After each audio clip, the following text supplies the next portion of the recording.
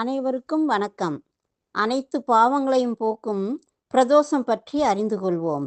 ஒரு நாள் இந்திரன் ஐராவத யானையில் அமர்ந்து மகிழ்ச்சியுடன் வந்து கொண்டிருந்தான். அப்போது அங்கு வந்த துர்வாச முனிவர் லட்சுமி தேவியின் பிரசாத பூமாலையை இந்திரனுக்கு கொடுத்தார். அதை பெற்ற இந்திரன் அலட்சியமாக அம்மாலையை யானை மீது வைக்க, யானை அதை தன் காலில் போட்டு மிதித்தது. இதைக் கண்டு கோபமுற்ற துர்வாசர், உன் செல்வங்கள் அனைத்தையும் இழப்பாய் என்று சாபமிட்டார். அனைத்து செல்வங்களும் அவனை விட்டு விலகின. அன்னை லட்சுமி தேவியும் பார்க்கடலில் சென்று மறைந்தார். இழந்த லட்சுமி தேவியையும் செல்வங்களையும் மீட்க தேவர்களும் அசுரர்களும் இணைந்து திருப்பார்க்கடலை கடைய முடிவெடுத்தனர். மந்திரகிரி மலையை வத்தாகவும், சந்திரனை தரியாகவும், வாசுகி பாம்பை தாம்பு கயிறாகவும் அமைத்தனர். திருமால் ஆமை அவதாரம் எடுத்து மந்திரகிரியை தனது முதுகில் தாங்கி சுமந்தார்.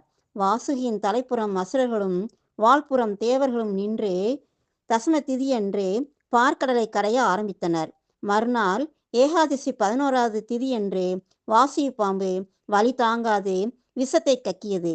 கடலில் இருந்தும் நஞ்சு தோன்றியது. வாசுகி கக்கிய ஆழமும் கடலில் தோன்றிய ஆழமும் ஒன்று சேர்ந்து ஆளாளமாக மாறியது.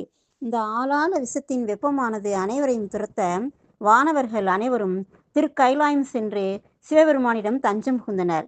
அண்ட சராசரங்களும் சகல தேவர்களும் ஒரு சேர தங்களை காத்தருள ஈசனிடம் வேண்டினர். சிவபெருமானின் வேண்டுகோளுக்கு இணங்க சுந்தரர் கொண்டு வந்த அந்த ஆழகால விஷத்தை சிவபெருமான் அருந்தினார். அந்த விஷமானது சிவபெருமானின் வயிற்றுக்குள் செல்லாமல் இருக்க பார்வதி தேவியார் சிவபெருமானின் கழுத்தை தடவினார். அந்த விஷமானது சிவபெருமானின் தொண்டையை நீல நிறமாக மாற்றியது.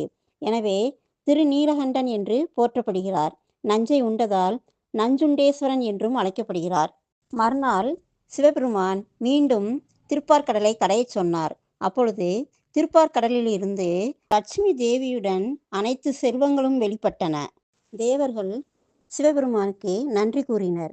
கலைமகள் வீணை வாசிக்க, திருமகள் பாட, இந்திரன் புல்லாங்குழல் ஊத, பிரம்மன் தாளமிட, திருமால் மிருதங்கம் வாசிக்க, சிவபெருமான் நந்தி தேவரின் கொம்புகளுக்கிடையே ஒரு யாமம் நடனமாடினார். அனைத்து தெய்வங்களும் சகல தேவர்களும் கூடி ஈசனை வழிபடும் காலம் பிரதோஷ நேரம்.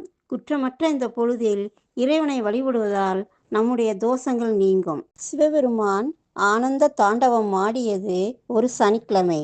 எனவேதான் சனிக்கிழமை பிரதோஷம் மிகவும் விசேஷமானது என்று கூறுகின்றனர். நன்றி.